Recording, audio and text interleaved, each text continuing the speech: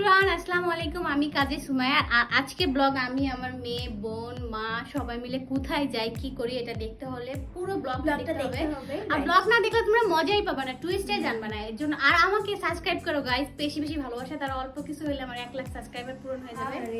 তো চলো আমরা বের হয়ে যাই। হ্যাঁ, আমাদের তো বলেছিলাম আমরা কোথায় যাই। তো আমরা হচ্ছে অন্তরার সাথে এক শপিং করতে আসছি, কিছু কেনাকাটা আমার আম্মুর সবার 3 পিস জাতীয় সুতির। তো এখানে অন্তরা চলে আসছে আমাদের সাথে, একসাথে জয়েন হয়ে গেছি। তাই কোথায় আসলাম ভাবলাম এই মুহূর্তটা তোমাদের সাথে দেখাই দেই যে আমরা কেনাকাটা শেষ, এখন হচ্ছে বিল পেমেন্ট করে চলে যাব। আমাদের খুব তাড়াহুড়া, কারণ হচ্ছে অন্তরার ইউনিভার্সিটির আগে, আর এটা হচ্ছে বাসায় আমাদের এই অবস্থা। বাজার সাদায় এসে কি অবস্থা, ধনে পাতা পুদিনা পাতা বোরহানির জন্যই আনা। আর এখানে বড় চিংড়ি মাছ আনছি। প্রথমে ফার্স্টে বটি দিয়ে কাটা শুরু করছি, তারপর কেননা এখন ডিজিটাল যুগে যদি ডিজিটাল কিছু না করি, তো আমি ইউটিউব থেকে দেখে কেচি দিয়ে কাটা শিখছি। কেচি দিয়ে কাটলে আসলে অনেক সুন্দর হয়, মাছগুলিও নষ্ট হয় না। তো আমি আম্মুকেও দেখাই দিলাম। আর সামিয়া এসে বলতেছে দেখি তো কত বড় চিংড়ি। তো সামিয়া ধরে বলতেছে অনেক বড়, ভয় পাচ্ছে। সামিয়া চিংড়ি মাছ ধরতে পারে না।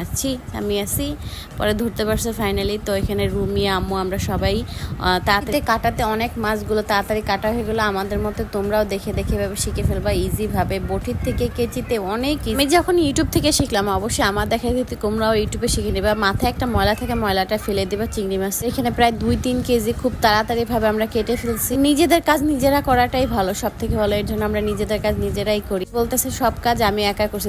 সামিরা বলতেছে সামিয়া কে করছে, বলতেছে সবাই মিলেই করছে। ঘরের অবস্থা খুবই খারাপ, তাড়াতাড়ি কাজ বাজ সেরে পরিষ্কার করে ফেলতে হবে। চিংড়ি মাছ কোটা শেষ, এখন হচ্ছে তোমাদের চিংড়ি মাছের কাটাও দেখাচ্ছি। অনেক কাটা চিংড়ি মাছ কাটা শেষ, এখন ফ্রিজে থুবো। আর তারপর হচ্ছে সানজিদার আব্বু বাড়িতে গেছিল, বাড়ি থেকে আমাদের জন্য তাল পিঠা, আমার শাশুড়ির হাতে তাল পিঠা, চিতই পিঠা।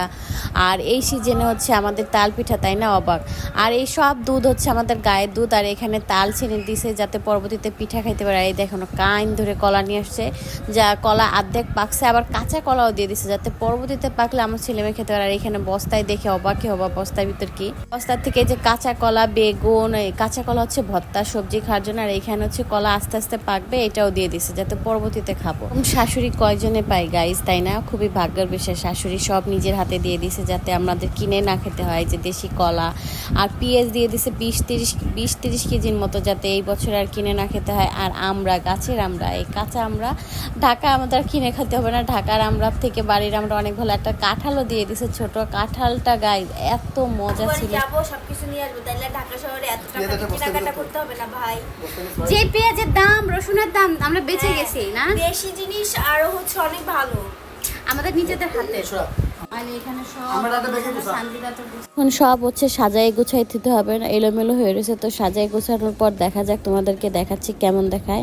পেঁয়াজটা আলাদা করতে হবে, রসুন আলাদা করতে হবে, সবই আমাদের নিজেদের হাতের, কোনো কিছুই কিনা না।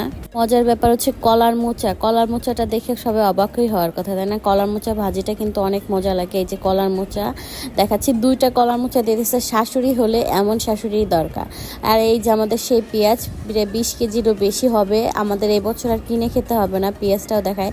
আর হচ্ছে বেগুন, গাছের বেগুন এখনও ভালো মতো বতি হয়নি, তা আমার শাশুড়ি দিয়ে দিল যে এখন এই জায়গায় আমরা যাতে কিনে না খেতে হয়। সানজিদার আব্বু নিয়ে আসছে। আর হচ্ছে গোল বেগুন আর 3টা ধুন্দুল, এটাও আমাদের গাছের ধুন্দুল, একদম কচি। আর সব থেকে ইন্টারেস্টিং ব্যাপার হচ্ছে এই লতি, আমার দাদি শাশুড়ি আমাকে কুটে দিছে। দাদি শাশুড়ির বয়স হবে 105 বছর, 100 বছর পার হয়ে গেছে।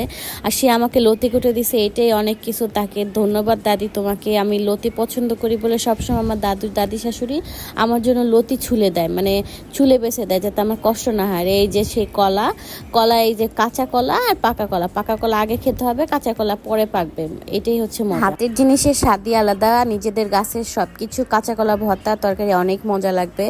আর হচ্ছে বাবার বাড়িতে চলে আসি, বাবার বাড়িতে এসে দেখি ইতি ফুচকা নিয়ে আসছে সবার জন্য। তো বেলপুরি খাচ্ছি, বাসায় বসে খাচ্ছি, খুব মজা পাচ্ছি। তো আজকের ব্লগটা এই পর্যন্ত। ভালো লাগলে লাইক কমেন্ট শেয়ার করতে কেউ ভুলবেন না। আজকের মতো এখানে, আল্লাহ হাফেজ, বাই।